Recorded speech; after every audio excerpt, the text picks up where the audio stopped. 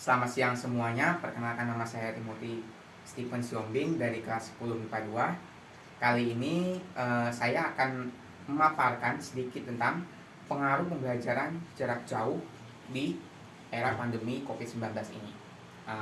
Pertama-tama, kebijakan pembelajaran jarak jauh ini diambil lantaran karena adanya tren meningkat untuk penyebaran virus COVID-19 ini. Dan diharapkan dengan diterapkannya kebijakan pembelajaran jarak jauh ini dapat meminimalisir mata rantai penyebaran virus COVID-19. Perlu kita ketahui juga, pembelajaran jarak jauh ini artinya pembelajaran yang dilaksanakan secara daring, di mana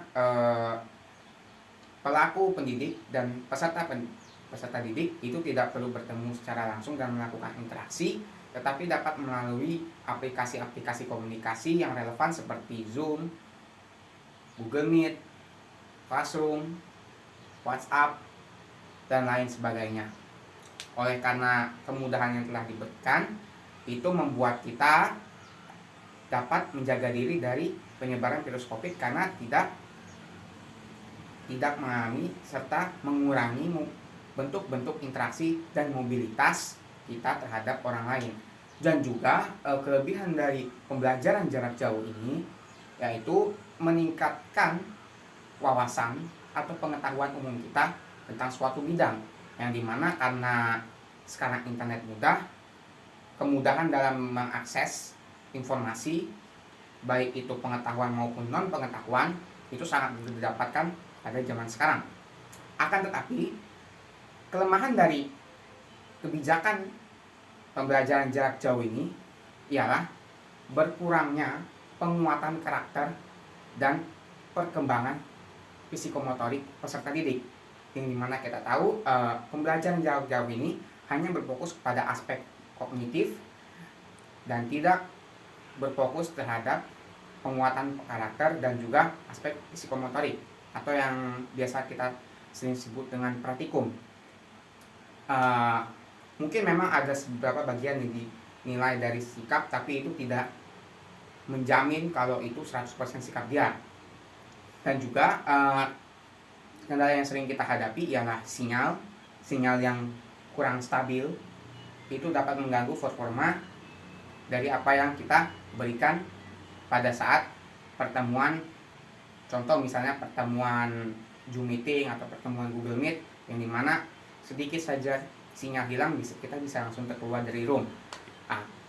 Oleh karena keseluruhan itu tadi, saya menyatakan kontra terhadap kebijakan pembelajaran jarak jauh ini. Kenapa? Karena pada praktek di lapangannya tidak semua siswa ikut di dalam pelaksanaan pembelajaran jarak jauh, yang dimana tidak seperti yang kita ketahui.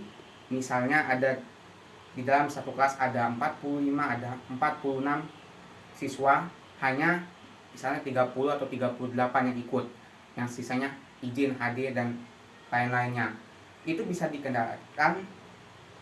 disebabkan karena salah satunya ialah jaringan ataupun sinyal, yang dimana itu akan menyebabkan miskomunikasi antara peserta didik dengan pelaku pendidik atau pengajar. Yang kedua,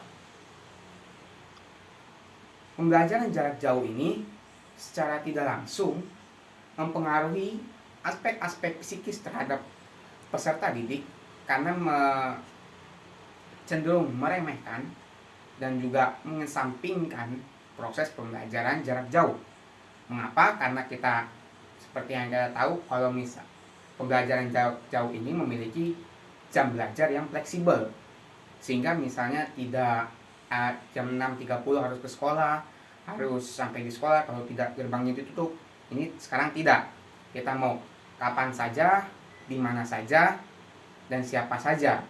Mau terlambat masuk Zoom juga kan roomnya tidak dikunci, kecuali ada izinnya, begitu ya. Dan juga jadi niat dari peserta didik ini cenderung meremehkan dan juga menyepelekan tugas-tugas yang diberikan. Sedikit tentang tugas. tugas-tugas yang diberikan pada saat pembelajaran jarak jauh itu sering kita kenal yang namanya tenggat waktu atau batas pengumpulannya. Uh, saya rasa batas pengumpulan ini harusnya diberikan 1 minggu atau sehari mengikuti pelajaran sekolah. Kalau kita selesai hari ini ya minggu depan, atau diselesaikan saat itu juga, tetapi pada saat jam pelajaran yang sama, tidak mengganggu jam pelajaran yang lain. Karena perlu kita ketahui, beberapa tugas itu memiliki jam tenggat waktu yang berada pada jam pelajaran lain, sehingga itu mengganggu atau membuyarkan konsentrasi peserta didik untuk mengikuti mata pelajaran selanjutnya. Dan juga saya tidak membilang pembelajaran jarak jauh ini tidak bagus, cuma hanya eksekusinya saja yang kurang tepat, yang dimana kita ketahui juga sinyal yang kurang, peserta didik kurang, dan juga ini tidak menumbuhkan sekali penguatan kita dalam kehidupan ya. Hanya sedikit juga praktikum yang bisa dilakukan di rumah ya, seperti praktikum simple. Cuma untuk praktikum tingkat lanjut yang dibutuhkan seperti membedah di dalam biologi, membuat reaksi-reaksi yang mudah terbakar di kimia, itu tidak bisa kita lakukan di rumah, mengingat juga faktor keselamatan yang harus kita pertimbangkan dan perhatikan di dalam keselamatan praktikum atau praktik kerja. Saran dari saya, sebaiknya ada kalanya kita cakup nama-nama yang mungkin jarang mengikuti pertemuan, baik itu melalui Zoom dan Google Classroom.